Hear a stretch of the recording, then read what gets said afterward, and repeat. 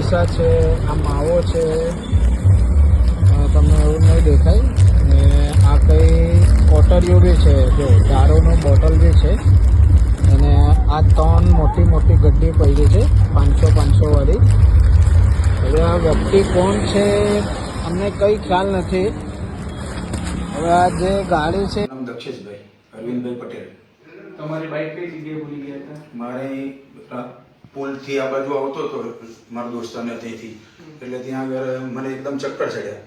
એટલે પછી હું ત્યાંથી એટલામાં મેડિકલ સ્ટોર ગોતતો હતો. એટલે મેડિકલ સ્ટોર ગોતવા પછી મેં મારું બાઇક ભૂલી ગયું.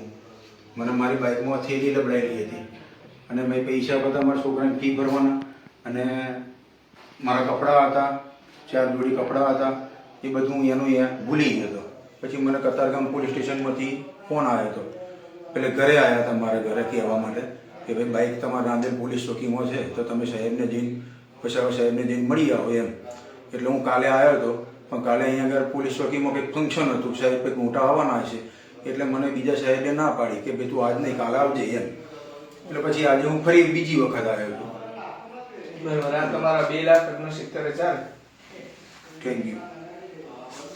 તમારી બાઇક છે, લઈ જજો. બરાબર.